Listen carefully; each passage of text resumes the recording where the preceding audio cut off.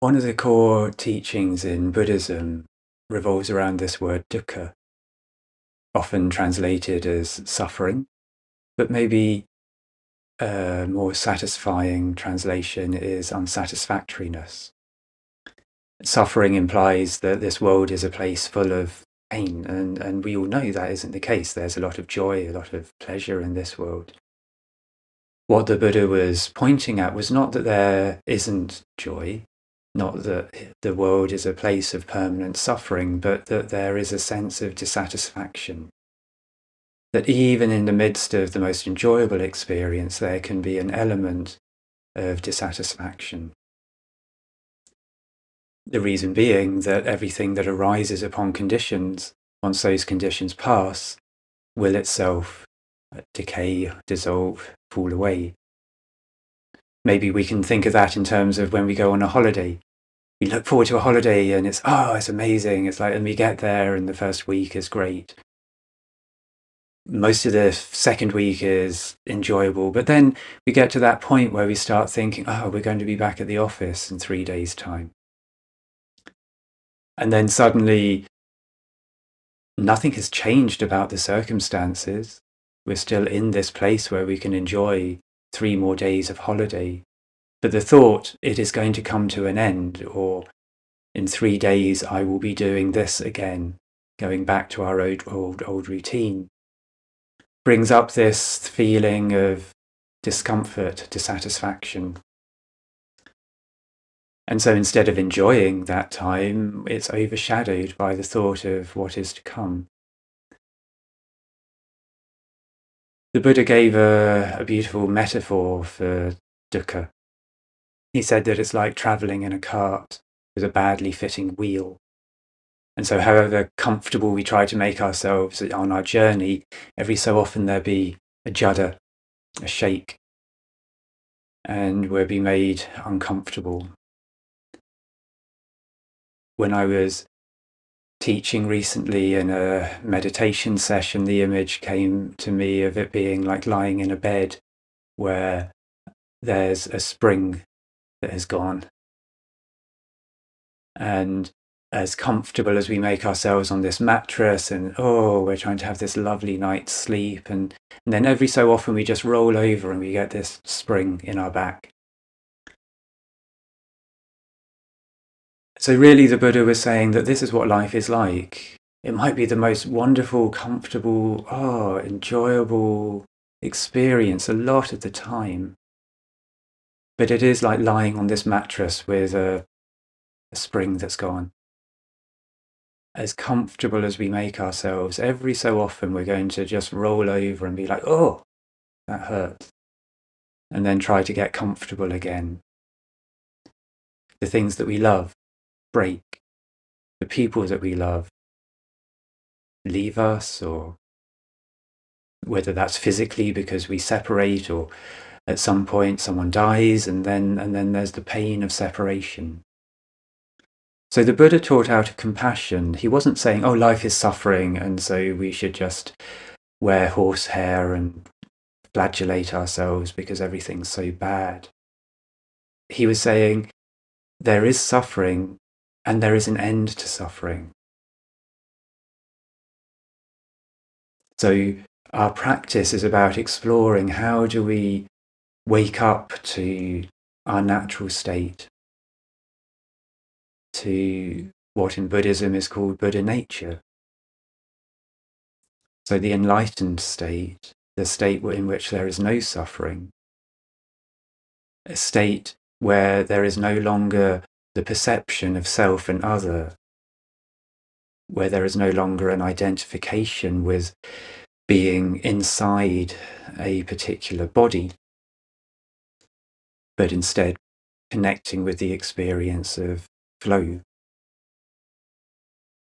Now, I don't speak from experience in terms of being enlightened, but in terms of what inspires me is this sense that our practice is about waking up to this realization of the interconnectedness of all things. Waking up to a state of awareness that is no longer locked within this perception of time, of self and other, of either having something or not having it, gain and loss, praise and blame, and instead resting in a place of equanimity, of flow. This Buddha nature, this innate sense of being able to be awareness, is said to be timeless, outside of time and space. And so it's not created. The Buddha said everything that's created has within it dukkha. Everything that is made will at some point be unmade, will break, fall apart, decay. So it's only that which is unmade, uncreated, unborn that offers real freedom. Now that which is uncreated, unmade and unborn is therefore outside of time and space. It's outside of the laws of creation. It simply is. And that means it's here already.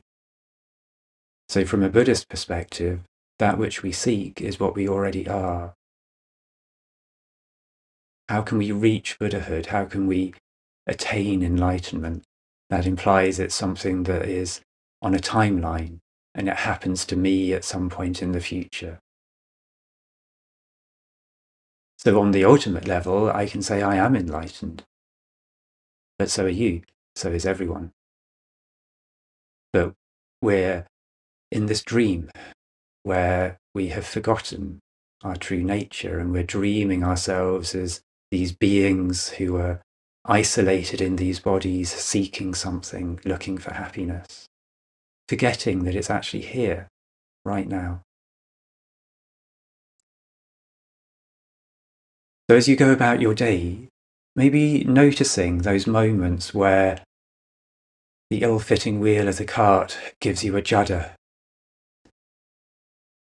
Noticing how, however comfortable you might be in your life, it's like being on that amazingly luxurious mattress, which, it just feels so nice. But then every so often you just roll into a particular position and it's like, you get that spring in your back and it's like, uncomfortable, pain, loss, sadness, suffering.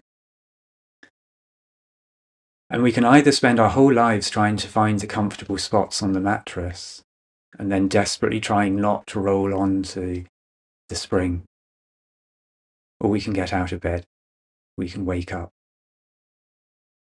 we can come back to our true nature and be free. And that's what our spiritual practice is all about, not getting anywhere, but coming home, waking up.